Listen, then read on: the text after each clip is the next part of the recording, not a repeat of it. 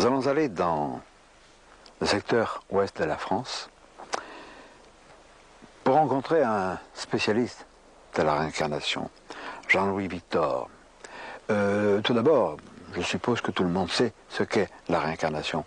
C'est le fait de savoir que la mort n'est pas une frontière, c'est une porte vers une autre réalité, vers l'antichambre d'une autre existence. Jean-Louis Victor est un brillant conférencier, un ésotériste. Il a étudié divers cas de réincarnation. Nous verrons au gré de cette vidéocassette d'ailleurs certains éléments très troublants, dont un très spectaculaire, sur lequel s'est penché Jean-Louis Victor. Et Jean-Louis a aussi composé, réalisé une cassette audio, d'une musique très astrale, très éthérée, qui facilite la concentration.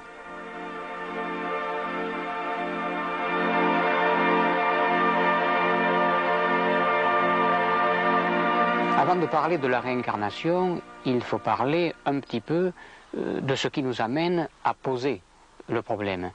En effet, la vie telle qu'elle est, au niveau de sa sortie que représente la mort, a deux hypothèses possibles.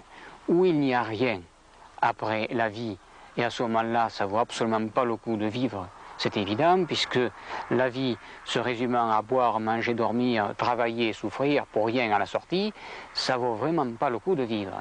Donc, l'autre hypothèse, il y a quelque chose. Et c'est ce quelque chose qui nous passionne, que certains appellent la métempsychose, que d'autres vont appeler la réincarnation, et il y a toutes les hypothèses philosophiques, évidemment, pour greffer tout un espoir sur ce thème de la survie. Personnellement, et je m'engage en disant cela, je crois foncièrement en la réincarnation. C'est-à-dire que je crois que la vie est une étape, une transition, un voyage temporaire, et dans ce voyage, il y a des expériences à vivre, et à partir de ces expériences, on progresse. Sur le plan théologique, on peut dire que nous sommes pratiquement les seuls, en Occident, à ne pas croire à une survie. C'est-à-dire que l'occidental croit que la vie se termine à la mort.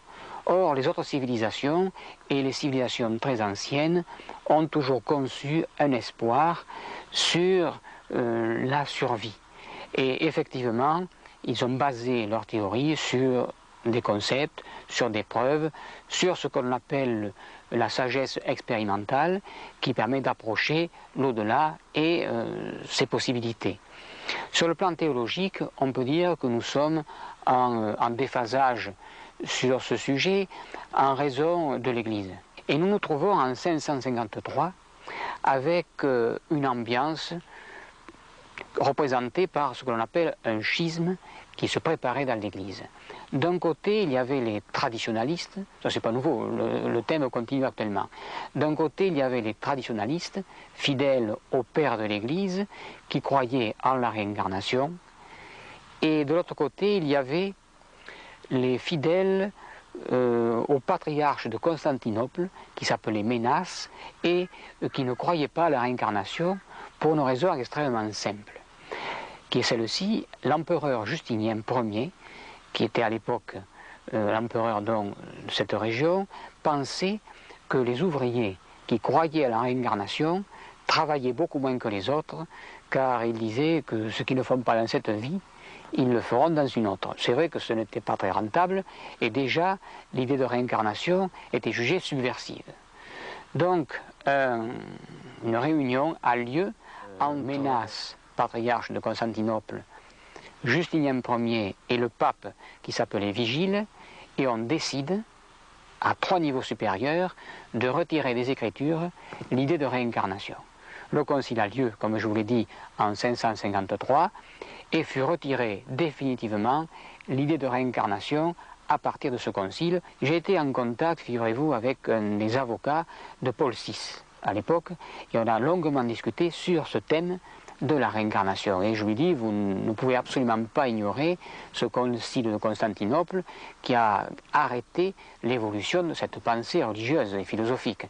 Il me dit, nous connaissons absolument cette pensée, et ce concile, bien sûr, il existe, les traces y sont, mais on ne peut absolument pas remettre au goût du jour l'idée de réincarnation, car ce serait montrer et démontrer que l'on s'est trompé volontairement dans un but politique et religieux pour enfermer les masses pour qu'elles n'évoluent pas, et ce serait vraiment montrer qu'il y a eu un mensonge au départ et une manipulation pendant 15 siècles, et ça on ne peut pas le faire. Tu as eu la chance de faire une enquête, de faire des recherches, parmi les nombreux cas sur lesquels tu t'es penché, sur un sujet vraiment extraordinaire, doublement extraordinaire, parce que cet homme dont nous allons parler était un modeste mineur de fond.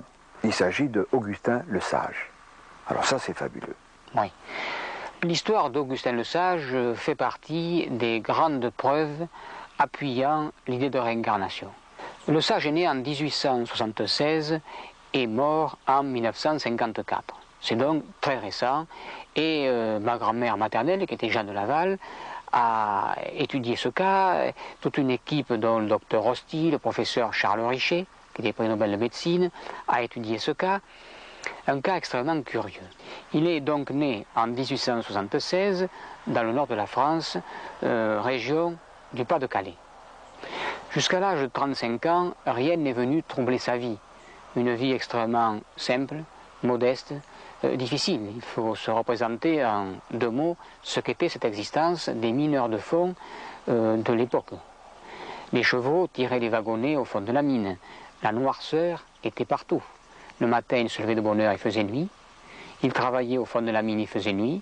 Il rentrait le soir, il faisait nuit. Donc un univers, si l'on peut dire, extrêmement sombre. Jusqu'à l'âge de 35 ans, rien de spécial dans cette existence. Puis un jour, il travaillait au fond de la mine de charbon. Il entend une sorte de voix lui disant « Un jour, tu seras peintre ». En termes de métier, on appelle cela de la clairaudience. Mais il ne comprenait pas ce terme, il ne savait pas ce qui se passait. Un jour, tu seras peintre. Et cette voix va se répéter tous les jours, chaque fois qu'il descendait au fond de la mine, à tel point qu'après s'être retourné 2-3 fois, croyant que c'était un ami qui lui parlait alors qu'il n'y avait personne, il se dit, il se passe à moi quelque chose d'étrange, de curieux, d'étonnant en tout cas, et je vais en parler à un de mes amis qui s'intéresse un peu à ces questions. Et cet ami spécialiste de ce qu'on appelait à l'époque le spiritisme expérimental lui dit, écoute, en toi, il y a un état qu'on appelle l'état médiumnique, et ce message, un jour tu seras peintre, peut éventuellement avoir une réalité concrète. Le sage, qui était un homme très honnête, très simple aussi, dit, puisque je dois être peintre, pourquoi ne pas essayer? Et il va chez le marchand acheter quelques pinceaux, de peinture, et il commande une toile.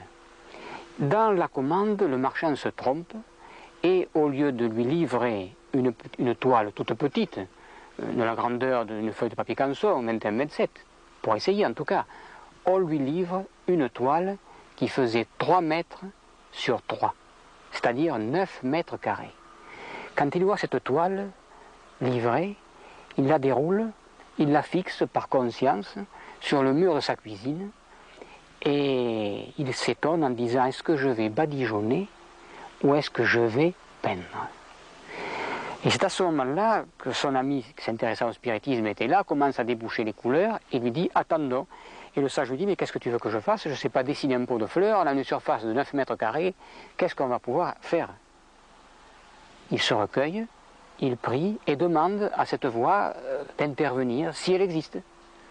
Et curieusement, son bras droit se met à avoir ce qu'on appelle une transe médiumnique, sa main se raidit quelque peu, des fourmillements. Dans un geste automatique, le sage attrape des pinceaux, un pinceau, des tubes de couleur étaient ouverts et commence à faire des petits points sur cette toile immense. Puis il s'arrête. Le lendemain, il reprend. Et au retour de son travail, il peignait à peu près 1 heure tous les jours, jusqu'au jour où la toile fut complètement recouverte. Et phénomène très étrange, il s'agissait de fresques de civilisations disparues.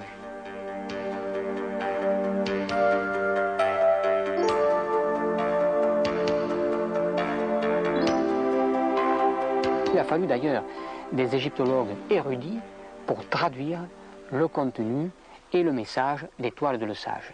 Mais il y a eu des toiles énigmatiques dont certaines ont livré des secrets.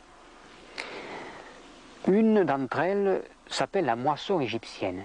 Une dame vient le voir, qui ne connaissait pas, et lui dit « Écoutez, monsieur Le Sage, j'aime le travail que vous faites, il m'intéresse, et j'aimerais acquérir cette toile. » Le Sage ne vendait pas les toiles, il les donnait. Et il dit « Écoutez, je vous offre cette toile, je vous la donne. » Cette dame, consciente de l'œuvre et de sa valeur, lui dit « Écoutez, je ne peux pas accepter cela, en compensation, je vous offre un voyage en Égypte. » Le Sage s'en va en Égypte, visite tout ce que l'on peut voir dans ce merveilleux pays, la vallée des rois, la vallée des reines, les tombeaux, les pharaons, les fresques égyptiennes.